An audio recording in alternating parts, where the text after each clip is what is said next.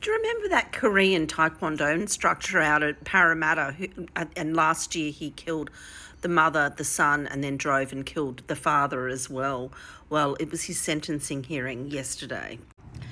And the New South Wales Supreme Court heard that the taekwondo instructor, who called himself Master Lion, had been weaving an increasingly elaborate fantasy life before he murdered Stephen and Min Cho and their young son. According to evidence presented to the court, 51-year-old Kwang Kun Yu spent months pretending to live a lifestyle far beyond his means. He visited some of Sydney's most exclusive suburbs, giving the impression he was shopping for multi-million-dollar homes. Car dealerships were told he was preparing to purchase luxury vehicles, and friends were shown photos of waterfront residences he falsely claimed to own. Yu also embellished his social and professional standing, telling his wife he had mingled with influential figures such as billionaire Gina Rinehart, and even adopting the title of Professor in his correspondence. Now, behind these grand claims was a starkly different reality.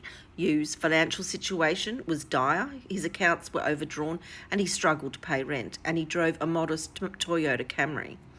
He lacked the funds to return to Korea for his grandmother's funeral.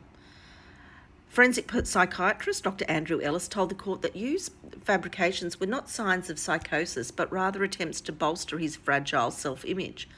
These stories function as a kind of emotional protection, Dr. Ellis explained. He knew they weren't true, but they allowed him to feel more important and more secure than he actually felt.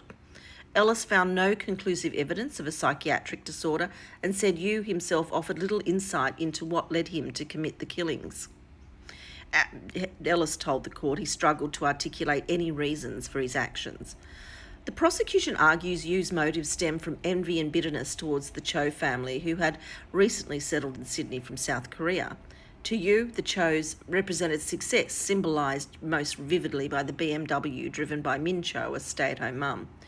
In the weeks leading up to the murders, CCTV captured Yu repeatedly driving into the Cho's apartment complex in Baulkham Hills, circling the area and leaving soon afterwards.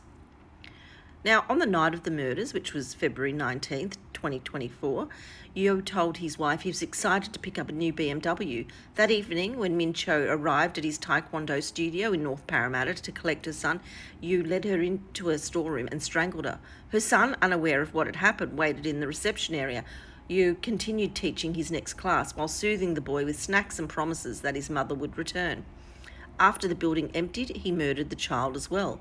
Yu then drove Min's BMW to the family's apartment and fatally stabbed Stephen Cho, a construction estimator. The following day, a friend of the